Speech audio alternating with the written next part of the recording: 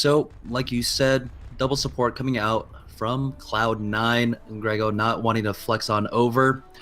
He is a great flex player. I've seen his Roadhog before, and it can wreck some people. But he's going to go ahead and stick on to that Lucio, offering a lot more sustain here on the defensive side. And immediately, we have Code 7 coming out of the gate, and they're pushing forward. They might be pushing towards server's side. Actually, it's just going to be Nicholas peeking over the top, trying to get some free shots off. Yeah, so far nothing really happening on either side. Boxes flying around on point, but that's about it. Debet already loses his shield. JKW misses the charge. I don't know what happened there, but he snagged the wall very early on. Reinhardt's a little bit bigger than people realize sometimes with his hitbox, but Surefour going to be the first person taken out. That's bad news for Cloud9. Debet getting pinned as well. That's a lot of damage onto him if they can get the follow-up. JKW barely lives with like 1 HP. Can't get the Earth Shatter, but he is actually, wow, Cloud9 popping the res super fast. Adam had that res ready to go. Here's the res for the offense, bringing everybody back into play. Beat drop from Joe Meister gives the attacking team Code 7 lots of extra health. Surefour and Adam both down now on Cloud9, and Harblu in there with the whole hog ultimate inside the cafe. Nothing is going to escape that, and they're going to capture point A in about 1 minute and 10 seconds against Cloud9. Pretty ridiculous stuff coming out of Code 7 yet again. And this has been the story of the day for Code 7. Their attacking side has been looking so swift, and they've been so decisive in how they approach these objectives. Right now, we do see a little bit of proxying coming out, and Cloud9 are just going to try and back off to try to gain this high ground. Nicholas already trying to contest, though. I want to copy the triple tank offense now for my competitive games, because Harblu, Twerk, and JKW, every time they go the triple tank offense on payload, they tend to just crush right through. So definitely taking a few pages out of their notebook for my own play. You've got the defense set up now on the high ground. Kai, Surefour, Debet, all kind of just posturing, waiting for that payload to get a little bit closer before trying to make a move. Adam goes down super fast. Good pick from Harblu, that flanking Roadhog that he is now becoming super famous for. Getting the kill on that Mercy is totally worth losing your Roadhog when the payload has managed to push as far as it has, and there's no threat of a res coming in during this encounter. Kai and Grego trying to stay on the opposite side. There's a beat drop from Grego to keep Cloud9 in the fight. Debet gets the super long range pin against JKW, but cannot find the kill. Debet actually going to be the one to fall. Earth Shatter and two Graviton Surges actually coming out for both sides. Torque and JKW come out on top. Adam coming in for the res does bring back Debet and Kai very quickly, though. So Cloud9, for the first time, really looking in control of the payload. Yeah, Cloud9 are going to be able to force Code 7 back, and they might get another pick onto Torque here. They do, so that's going to stagger the respawns just a little bit, but with that attack onto point A, Code 7 still have a lot of time to work with here. 4 minutes and 17 seconds to try to push this payload into the next checkpoint. Yeah, they're reaping their rewards of capping A so quickly. It means they have a lot of room to breathe when it comes to the second stretch of Hollywood, which can actually, be the longest stretch sometimes. It just depends how that opening engagement goes, and there were a lot of good plays on both sides already, but here we go, getting ready for another engagement. You've got the beat drop from Joe Meister just to give them that extra health as they move in. Nicholas immediately with the barrage. Excellent move there. Taking out Grego is going to stymie their healing quite a bit. Adam with 95% of a res should be able to pop it during this encounter. Joe Meister nearly gets pinned to death, but it was actually Debet falling to the snipe from Torque, saving his life. There's a res coming in from Adam, bringing back Debet, and it looks like Code 7 is actually going to get forced back a little bit. I didn't even notice the swap onto the sniper for Torque off of Zarya. I don't think they were ready to do that just yet. The payload's pretty far along, but it's not really close to that checkpoint yet.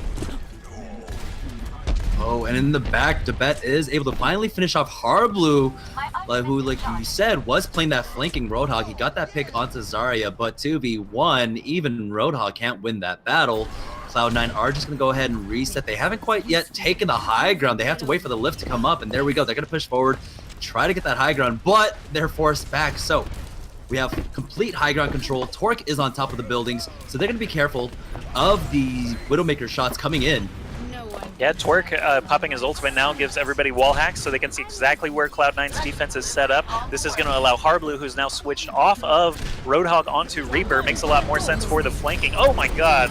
Graviton Surge followed by the Earth Shatter and the beat drop for Cloud9. They use basically everything, and Shake manages to survive it all and bring them right back into the fray. Kai goes down immediately to Harblu, building up that Death Blossom ultimate. Nicholas has Barrage ready to go, doesn't even need to use it. That Shake res really proving to be all they needed. The positioning was there. Torque able to sink a lot of damage in as well as he is uncontested. Here is the checkpoint now. 4 minutes remaining for Code 7 to try to set a time on Hollywood. Two members might get caught out with these awkward spawns. Nicholas spots out Kai, and Grego gets taken out by Torque, who gets a double kill, picking off Sherpa right before that.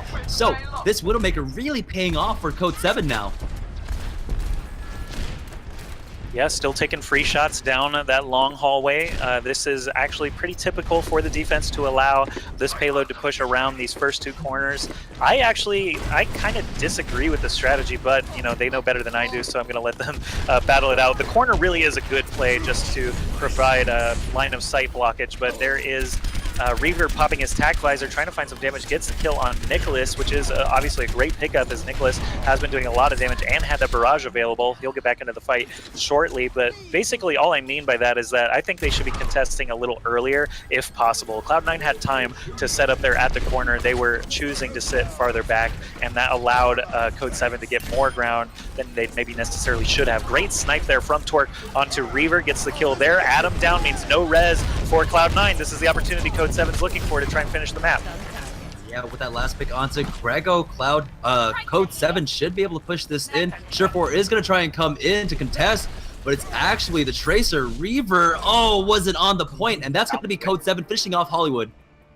I think I want to give credit to Nicholas for the concussive shot there, bouncing Reaver off of the point just long enough for it to get that last meter or so. And Code 7 setting another above average time here against a very, very strong opponent. Really turning some heads today. Luminosity, I think they set a time even a minute faster than that one. So Cloud9 does have a little bit of room to work with. They need to take A as quickly as Code 7 did, or you know, their hopes are going to be a little bit dashed. So all about this point A. They took it so fast. It was only like a minute and 5 seconds, something like that. And if Cloud9 can actually match that, I think they'll have a good chance, because they are so good at these flanking areas like Hollywood second section and third section, that I think I would still give them the opportunity to take it. It's just Code 7 has been so good all day long at defending these single points that I don't know if Cloud9 is going to have what it takes. Yeah, they almost held against Cloud9 on King's Row, I believe. They had to take it in overtime. You know, in kind, Cloud9 were able to stall them out until about 10 seconds left, I believe, on the clock, on point A. So we'll see what Code 7 can do here. They are running Grego on, not Grego, Harblu on that Roadhog again, and he has been pretty immaculate with those hooks, and he's played a really aggressive style Roadhog. So we'll see how well this works out for them in their defense. Torque is, of course, going to be on that 76. Nicholas on the Farah. JKW, of course, picking up that Reinhardt Joe Meister on the Reaper, and Shake rounding it out on that Mercy that he's been so good with all series long. 10 seconds until doors open. Looks like the attacking team, that's Cloud9 in the blue for you guys at home. Reaver is going to be playing that offensive Widowmaker. Excited to see what he can do. Yeah, I think the last time we saw Reaver sniping from Hollywood, he ended up getting that first initial pick that allowed them to push onto the point. But we'll see if he'll be able to recreate that success. Yeah, Gods on Luminosity had some success doing just that in one of their series, but Reaver really has only been on the Widow for those King of the Hill maps like we saw in Ilios. I think he had a brief stint on Gibraltar a little bit earlier today. I'm not sure which match that was, but so far they've been keeping him on Soldier for the most part. And when his Widow is out, if he's uncontested, he is going to be able to get a lot of damage and potentially some picks. However, Code 7 doing a good job staying out of those sight lines to bet Grego all the way up on the point now. Grego using that Roadhog that we talked about. The triple tank offense is here. No Lucio for them to try and take A. Yeah, but the bet does get that pick onto JKW. Torque in the cafe is going to answer back, taking out one tank, but we're going to go ahead and see the resurrections coming out. But Grego with the hook onto Nicholas will finish him off, and it looks like Cloud9 just might be able to push in here. Yeah, they're keeping that pace that we talked about.